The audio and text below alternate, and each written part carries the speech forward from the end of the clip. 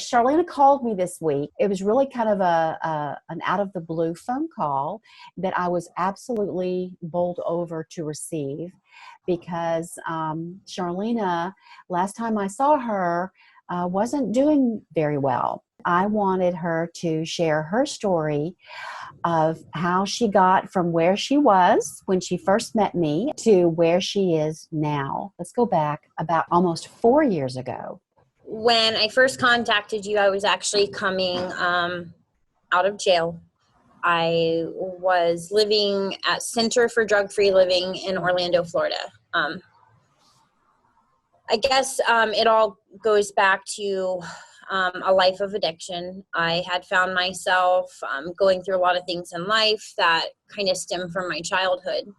I was pregnant, I was alone, and I knew keeping my child wasn't an option. So when I was in jail, someone had told me about an adoption agency that actually came up, and they talked to the women in the jail, and I had spoke with them, and things just got kind of weird. They were wanting me to deal with the family overseas and told me I couldn't meet the family until after the adoption had taken place because they didn't want to take the chances. Long story short, I felt very uncomfortable. So when I got out of jail, I decided instead of going back to where I was, what I was familiar with, I decided to go to a drug rehab that allowed women and children. So, and pregnant women. And again, I knew from day one that really just keeping him wasn't an option. I was facing charges, facing prison time for some choices I had made prior to and continued to carry over. So I got out and I started calling other places. I contacted you. I remember the first time when I was looking for Kristen, who is the adopting mother, and she had been trying to adopt for 5 years, and there was something about her profile that single mother, and apparently what I know today was the reason she'd been trying to adopt for 5 years is because no one would pick her because she was a single mother. And my frame of mind where I was, because I don't care who you are or what you're going through or how bad you are on drugs or how worthless you feel as a person, a mother has love for her child. And this is probably the most selfless thing that I'd ever done. I mean, at the point I can find so many selfish reasons I was doing it, but as I reflect on it, I just wanted my child to be the center of someone's whole world. So for the very reason that no one else would pick her was the very reason that I wanted her. Wow. So I remember doing a FaceTime video with you, Linda, and McDonald's actually. It was minutes from the rehab I was at. Yeah. And she asked me why I picked her, and when I told her, she started crying. And I guess, you know, I felt like it was a godsend, and my faith wasn't even that strong at this point. I was just a dry drunk, basically, or addict. And what does that mean? Dry drunk or dry addict? What does that mean? A dry drunk or dry addict is someone who's not really working on their self spiritually, no matter who your higher power is. Looking for peace and serenity and just inner peace and being okay with you. A power greater than ourselves. A dry drunk is not doing anything but staying sober. They're not searching for a better way of life or happiness. So to be completely at peace with yourself and to be completely sober, you've got to be taking steps. I do NA and AA. I have a sponsor. I work the steps. I go to church, but different things work for different people. So I'm not trying to pinpoint who I think someone's higher power should be, but at some point it helps to have one. So you believed in God or a higher power before all of this happened, but that was not where your strength was coming from. You weren't accessing that strength. My strength was coming from me. From my own will and how I thought that I could heal myself or I could get through this. And it's going to sound really bad what I'm going to say next, but there was a lot of selfish reasons I was doing, and selfless. I knew that I really didn't have an option. I have 2 children already. My daughter is now 13. My son is 10. Mm. I didn't even have them at the moment. And I never really considered keeping him, whether it was giving him to a family member or placing him for adoption. I never considered keeping him and raising him myself. It was just completely unfair, and I wasn't ready to stop what I was doing yet. I was facing criminal charges. I thought I was going to prison. I just wanted to do me. So I found a lot of selfish reasons. I figured I could reap benefits of, I could help pay for my lawyer to get me out of trouble, and then he'd be with the safe home. And at the same time, I had so many different thoughts and emotions going through my head. But at the end of the day, it was all the end result that he would be with a better family. Now, why did you not consider placing him where your other children were, with your family? My mother, this is where it gets kind of deep. I find out I'm pregnant with Mason, and my mother dies right after 2012. My children were with my mother and my stepfather. So when my mom passed away, it was just my stepfather raising my children, who is partially disabled. And in a lot of sense, we're speaking of the same people who raised me, and they did a lot of things to change their life in the end. So I'm not downing anyone, but even if I wanted that, I don't think that he was physically capable of caring for another child. And I really didn't want to go that route anyway.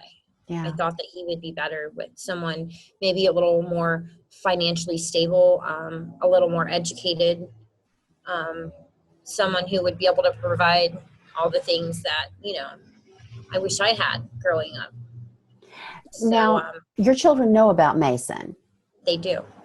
And when did you tell them that you were pregnant or that you had a baby? What point in time was that?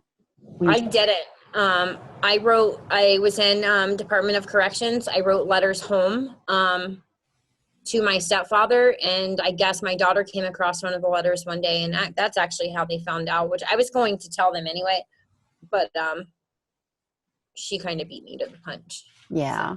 So, little girls are nosy. Yes, they are. So what were your children's reactions to your decision to place Mason for adoption?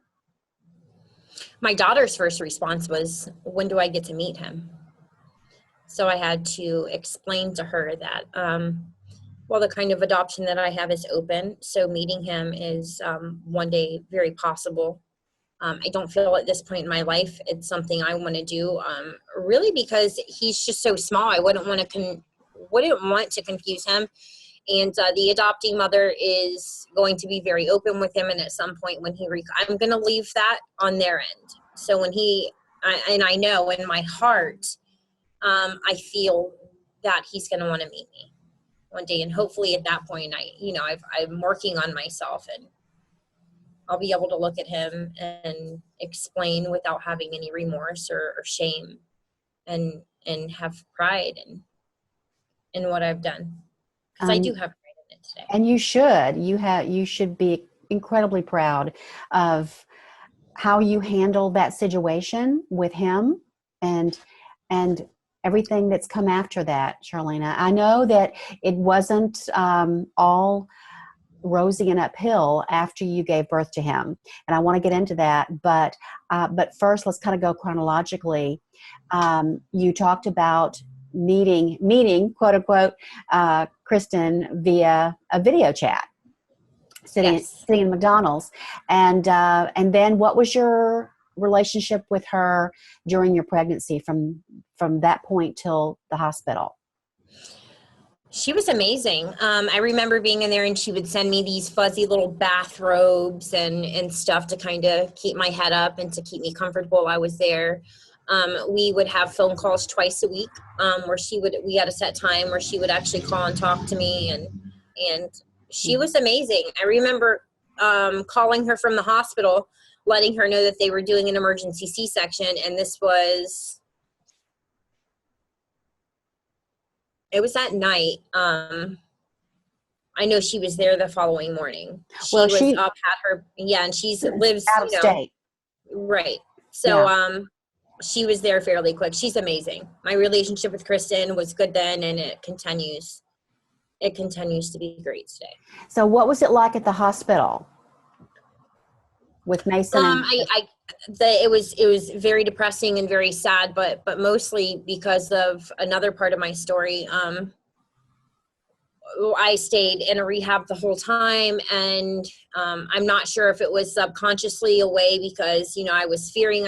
I never considered keeping him. That's not what I'm saying, but it's never a fun thing to carry a child for 9 months and give him away. And so my 9th month, a week before my scheduled C-section, I decided to go out and use drugs. So in doing so, directly afterward, I brought myself to the nearest emergency room where I told them that I had used narcotics and I was 9 months pregnant and that I was having pain. Wasn't really having pain at this point. I was just, I wanted it to be over with. So that was such. I remember that, Charlina. I remember you checking yourself out. I remember talking with me before you did it. Yeah. And how scared I was that you were going to do that, and but you did it, and then you got yourself involved in drugs. Do you think that? Do you have any thoughts about that? Did you? Do you think there was any sort of subconscious impetus that made you, but because you wanted it to be over? Do you think you went out and did drugs to get it over? Or I do. I think that's where the whole spirituality and a foundation, and my foundation in Christ should have been stronger, because where I was leaning on my own will and doing what I thought and the best method for me to cope with it was to kind of take the option away from me. Which had I done things and but then in the same breath, Linda, had I done things differently, I wouldn't have learned the lesson and I wouldn't be the person that I am today. Yeah. And everything worked out exactly how it was supposed to. But yes, I agree with you on that. Who stays clean their entire pregnancy, voluntarily goes to a rehab, has the option of using every day and doesn't do it. They wait 1 week before they give birth to use. Who does that in their right mind? So I think I'm sure you were in your right mind, but we do crazy things, for crazy reasons. All of us do, and you had stayed clean the whole pregnancy. Mm-hmm. And I was so proud of you and admired you for that, because even though you're in a center for drug-free living, I know that it's easy to get access to drugs there. Yeah. And you didn't do it. And do you think, were you at all reconsidering your decision at that point when you went out, when you checked yourself out and went and got some drugs? Were you second guessing your decision? Were you scared? Was it self-destructive? Or do you think it was just, I want to get this over with and this will do it? I never second guessed the decision, and it's kind of weird at times, because when I look back, I never guessed or questioned whether I should do it or not. I think it was more of a, I didn't want to feel it anymore. I just wanted it to be over with. Yeah. Yeah. Well, and then you did the right thing again. You went to the hospital, even though you weren't experiencing pains. You went to the hospital. And so then Kristen arrived the next morning. Mm-hmm. And what was it? You. And me, yes. Talk about that experience. What was it like then? It was okay. The hospital experience was terrible. The doctors treated me like scum. At which point, maybe I felt the role. When Kristen came, they had taken. I was on methadone throughout my pregnancy at Center for Drug-Free Living.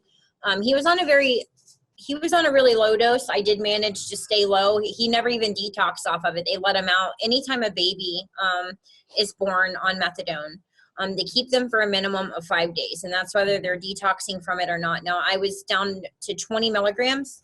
So after the 5th day, they let him out. But because of that, they had to bring him to another hospital to put him in the NICU for the 5 days just to monitor him. And unfortunately, the hospital that I went to did not have a NICU. So when Kristen arrived, instead of going to the hospital where Mason was, she came to see me first. Such a big deal to me because I felt all alone. Now I had this part of me was no longer a part of me. And it was big. For her to come and see me first was a big deal. And she came bearing gifts and wanted to make me comfortable and asked how I was feeling. I was honest with her about what I had done, explained everything to her, and that was my first time meeting her face to face. I mean, we talked on the phone, we did FaceTime and stuff like that, but that was my first time meeting her, and it was amazing. That was a huge step that she took to come see you first and to care for you first. Gosh, that's so, speaks so highly of her, speaks well of her. So, well, and then she went to see Mason, and then she came back and told you her thoughts about Mason. And what was that like? What did she say? She was completely in love. I think she had a lot of fear. The next 2 days were kind of, you can tell, an emotional roller coaster for her, and which I think would be for any family trying to adopt. The mother has the option of changing her mind. Yes. So you could see a lot of her anxiety ease when I signed the adoption papers. And I was actually pushing to sign them sooner. I remember calling you, like, when are you going to be here? I just wanted to get it over with. Like, I just wanted to be able to breathe. Yeah. So, now that I don't remember you calling me to push me to come, but no, you called me also, but I remember calling you and just ready to get it over with. I called my dad. I was like, I was just ready to have that part of my life behind me. Yeah. And understandable, because you'd already made the decision and the commitment, and absolutely understandable. She actually rented me a hotel room right across the street from where Mason was. So when I was released from my hospital, I went to stay with her and her mother. I had my own room, but I went to stay over there so I could spend the next 24 hours with Mason. Oh, wow. I'm not sure anybody else's experience through the adoption process, but I was truly blessed. This woman is absolutely amazing in so many ways. And I couldn't have asked for more. Yeah, that I did not know. I did not know that she had done that. That is amazing. Wow.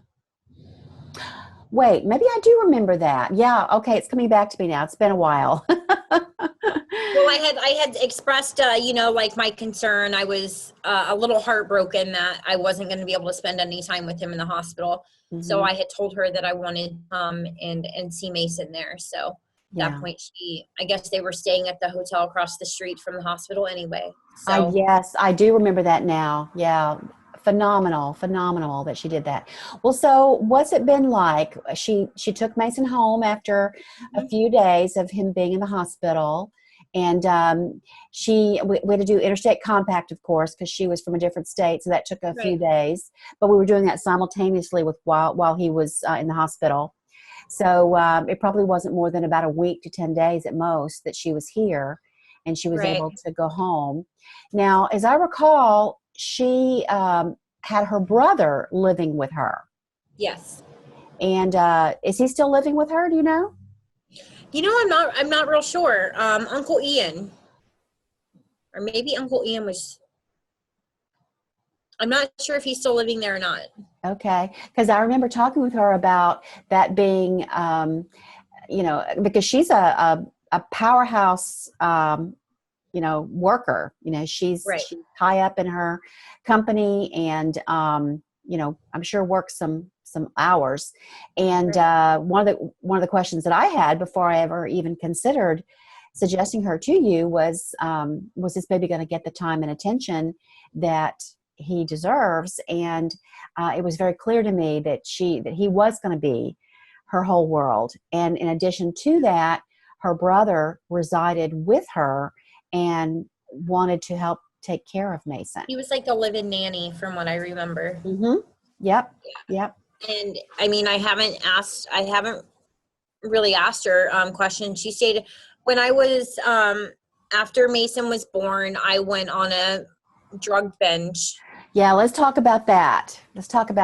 Because I remember you're coming to my office and it was time to release some funds to you that I had been holding in escrow that were due you. And I remember my trepidation of giving those to you because you didn't look good. When you came to my office, you did not look good. I fully believe that you were using drugs at that time. I was. Yes, I knew you were. And I didn't want to do it, but I didn't really have a choice. So tell me about that. Tell me where you went when you left the hospital. I left the hospital. I went back to Center for Drug-Free Living. I got all of my stuff. I went to, the first day or two, I went to try to pay my license off. I had intentions. I was going through some legal issues for a trafficking charge for drugs that I was planning on paying my lawyer. I went to try to get my license straightened out and things like that. And within a matter of days, I ended up in a hotel room doing heroin. Oh, wow. And all forms of cocaine, Xanax, you name it. It took a while. Needless to say, I never paid my attorney. So I ended up ultimately going to prison for 3 years. Best thing that ever happened to me, it saved my life. Wow. So that's what happened from there. So I mean, and I didn't hear from you at all when you were in prison. I didn't even know you went to prison. I actually attempted to try to locate your information, but it was really like a touchy situation. I mean, I had asked my dad to locate your number a couple times. They have what's called a resource room and a classification officer. In prison, they have all of the pregnant women in one dormitory at the main unit. And there are so many women that just need help and needed someone to reach out to, or really had nowhere for their children to go and were serving lengthy sentences. So I thought about you often. I had reached out and even wrote the classification officer and tried to get your contact information. It just became too much. At times I kept getting moved around to the work camp, to the annex, to the main unit, at which point you have to start the processes all over again. Wow. So it just became too much. But I thought about you often. Thought about Mason all the time. And I know I wanted to wait until I was out and I was doing good, and not one of those situations to where you're out for a week, you call everybody, and then 2 weeks later you're doing the same things that you were doing all over again. Wow. Well, what was the transition for you while you were there? You were at, can we say the name of the location where you were? Yeah. Okay. Lowell Correctional. Okay. Here in Florida. And it's an all-women's prison. And what happened there that changed your life? I was arrested February 6, 2015. And by that point, and you got to keep in mind, my son was born at the end of 2013. For that whole period, it was just one big rat race for me. I was either using or I was trying to figure out ways to use. By the time I was arrested, February 6, 2015, I remember leaving a drug dealer's house and being in the car with my friend and getting pulled over, leaving this house. And as soon as they came to the window, I remember thinking, and you got to keep in mind, my faith wasn't even strong at this point. I remember thinking, thank God it's finally over. Wow. I just wanted, I was grateful. I was done. So I got arrested. I told them that I had a warrant, and I said, I don't have anything on me. Can we please just, get this process going?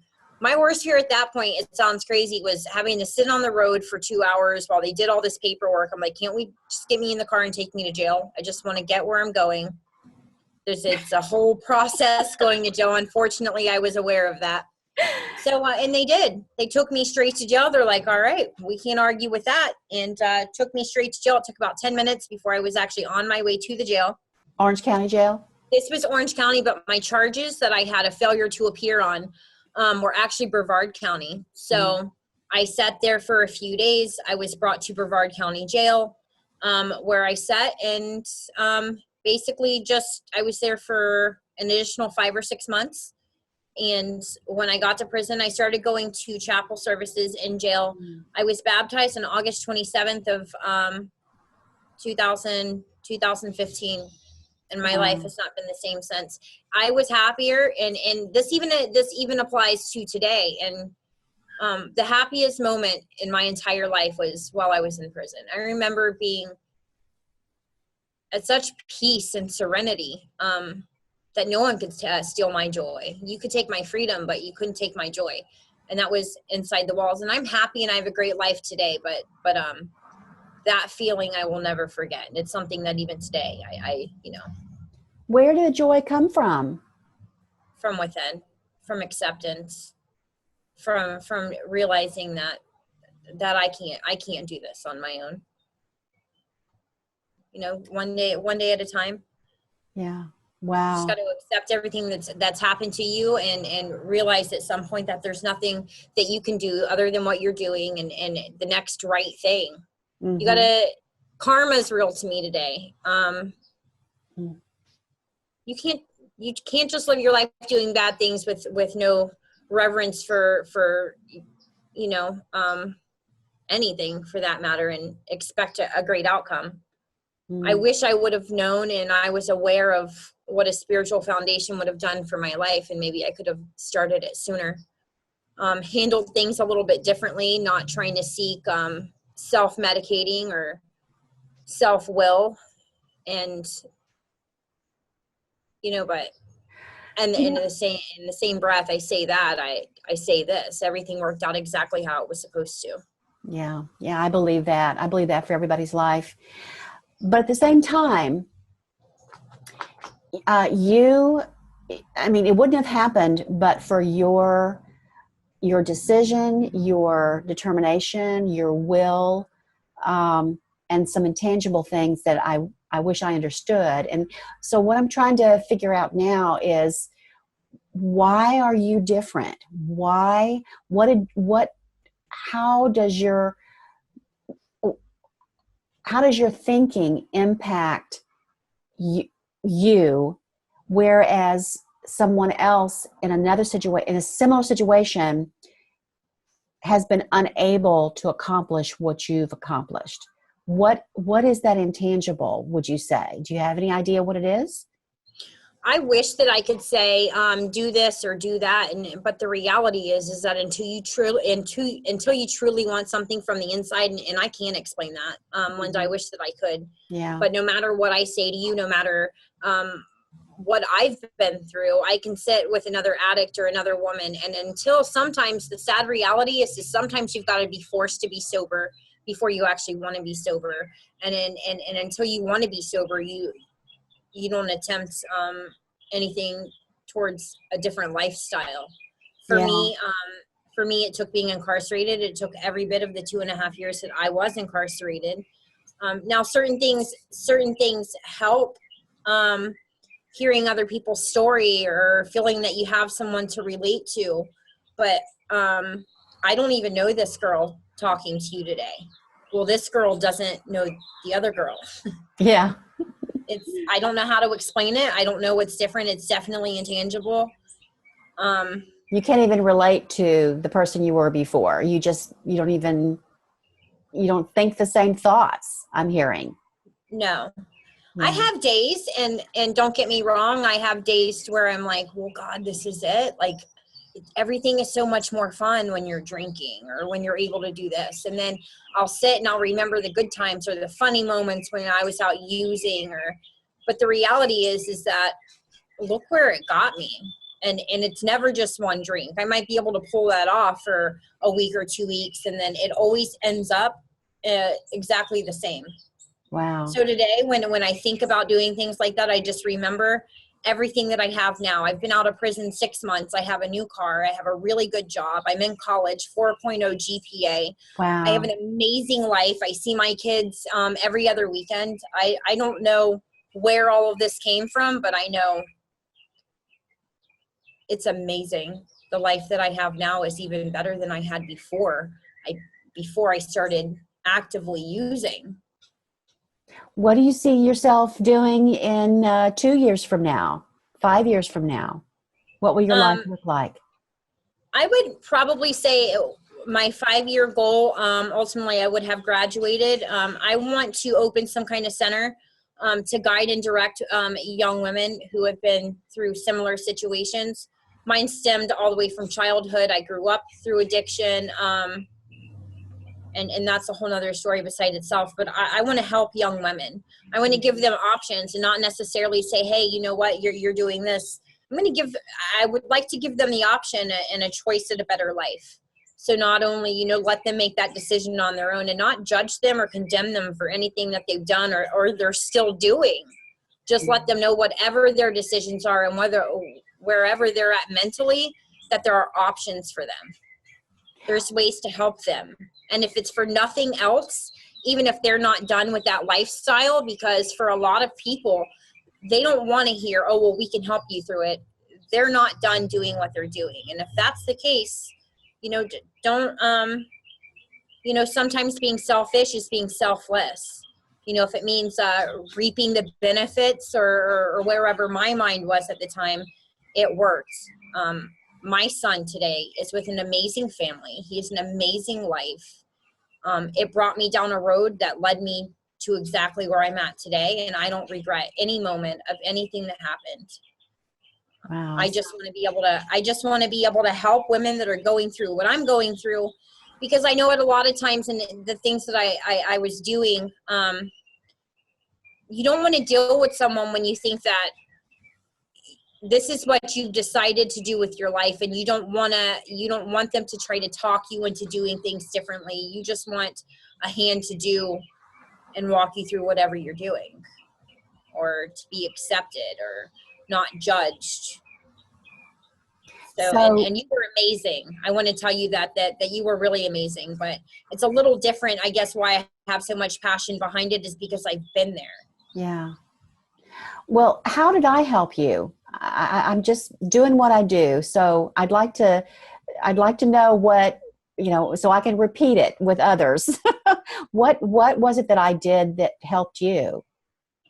Just accept you, or? Well, you were not only accepting. I know you would pick me up and I was at Center for Drug-Free Living. I had my father in my life, but there wasn't a lot of support and from family or just feeling like someone cared. So I know you would, you had a group of people that worked with your office. They would contact me. You guys brought me shopping. Most importantly, Linda, you put me through into contact with one of the most amazing people I've ever met in my entire life, and that would be Kristen. Yeah. And yeah. sometimes people are put in your life at the time and season exactly when they're supposed to be in your life, and I feel like you were there for a reason. The experience was great. Your workers, God, I have so many apologies for that poor lady. I can't even remember her name. I do. The one that would pick me up and bring me shopping. Tell her I am so sorry. My behavior was out of control. The stories she would come and tell me. Yeah. I was a mess. That's what I meant by being a dry drunk, because although I was not using, I was still my ways of thinking and my perception was really off. Yeah. You weren't that bad. I'm kind of joking around with you because you brought it up, but stop the madness. She actually had pretty low tolerance for anyone. So oh, that's so funny. But yeah, it was an honor to work with you, Charlina. Thank you. And I was so scared for you at the end, as I said, because the last time I saw you, you were back using drugs out of the hospital after birth and out of the Center for Drug Free Living. And I knew that one time you called me, I knew it was from a dealer's house. I knew it was. I was absolutely helpless to do anything to help you at that time. So I'm just so thrilled and grateful that you got what you needed and that you found the strength within yourself to grasp the guidance that was surrounding you and, just did everything that you needed to do to get you where you are. And I mean, you're a miracle. I don't know if you realize what a miracle you are, but I do. It's, not many people can come out of it and be on the path that you're on. So what do you want to do now? You said you want to help other women who are going through addiction or find themselves in the situation that you were in. Do you have any clear picture of what that looks like? Or I'd be lying if I said I did. Right now I'm just going to school for business management just to learn like the business aspects of, because no matter what you do, whether it's nonprofit or, matter which end, there's just certain things you need to know. Yeah. So from there, I don't know. I've thought about nonprofit organizations, just kind of, because for me, it's going to be a little harder with my background, but I know I want to help women like myself. So I haven't really made a plan of exactly how I want to go about that, but it'll happen. Well, we'll have to talk and see if we can brainstorm some ideas for you. So I would love to be part of that if I could, to help you however I can, because it's an incredibly honorable and admirable goal to have. I do what I can, but you could do so much more. So I just want to kind of say one thing to other women, if they're watching this and they're kind of considering if they're going through something. And I understand if you're just not ready to quit what you're doing right now, but at the same time, at some point, if you're pregnant and you've got to make some kind of decision where your child is concerned, for me, growing up through addiction, which is my family members, sometimes you got to make a selfless decision. So if putting your child with the same people who raised you could result in the same situation you're in today, you might want to ask yourself, do you want a better life for your child? If keeping him is not an option because you're just not ready to stop, it's a same situation you went through, or replacing him with something better. And there's no judgment. Just sometimes you got to do a little bit more soul searching and kind of come up with what's better for him or her, Just kind of review your options there and think about that for a while, because not one day do I regret what I've done. I get pictures, I get updates. It's an open adoption. And there are so many people out there that are willing to do open adoptions. They just want a child so badly. It's perfect. I can find out anything I want to know about my child at any time. And by all means, if you have a great family that's willing to take your child and they're great parents and they can provide for this child and make sure that they have the best future, then you're luckier than I was. But I didn't have that option. So I feel like this is the most selfless thing I've done in my entire life. And not one day do I regret it. Yeah, yeah. And he's going to grow up knowing what a wonderful person you are, both then and now. To have made that decision for him and in his best interests. And he's going to love and appreciate you immeasurably forever. So do you have a plan? Have you and Kristen talked about if you might meet him at some point, or when that might happen, or if it might happen? I haven't mentioned it, and it's usually when I ask Kristen for pictures or anything like that, she's more than willing. And she's said it from the beginning, just to let me know and keep an open line of communication, which is key in any relationship. But I think I'm just going to leave it alone for a while. I don't want to confuse him. I'm completely, for me, I'm happy and content just seeing his photos and getting updates. So at some point he's he's going to know who his real mother is, and I'll let him choose that time and place when we meet. I think that's so wise. I really believe that's so wise. It really needs, and the fact that you trust Kristen to, speak well of you to him, so he grows up admiring you and loving you, even though it's from a distance right now, and that when he is old enough to make that decision for himself, then to reach out to you. Well, see, there's a lot of things.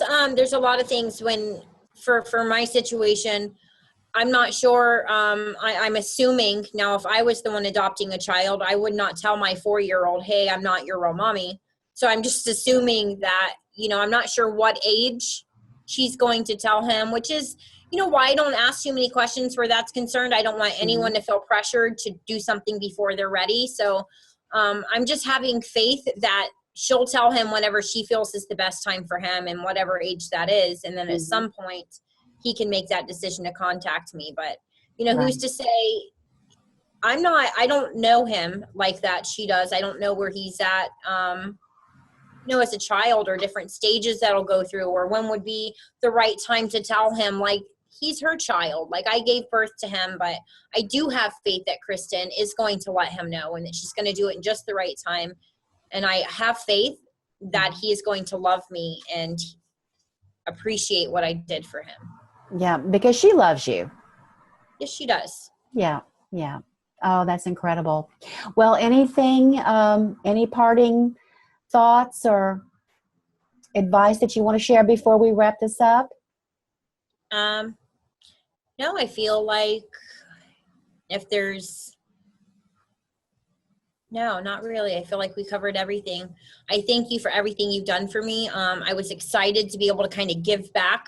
I was really excited about this today when I contacted you, because I want to give back in some way, in whatever form that is. And you gave me that opportunity. So I thank you for today, and for Mason.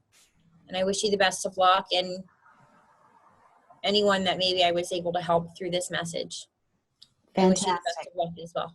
Well, you made me cry on Wednesday when you called me, and I was just so appreciative to hear from you, and to have you reach out to me and let me know that you have just turned out so wonderfully, and your life is wonderful.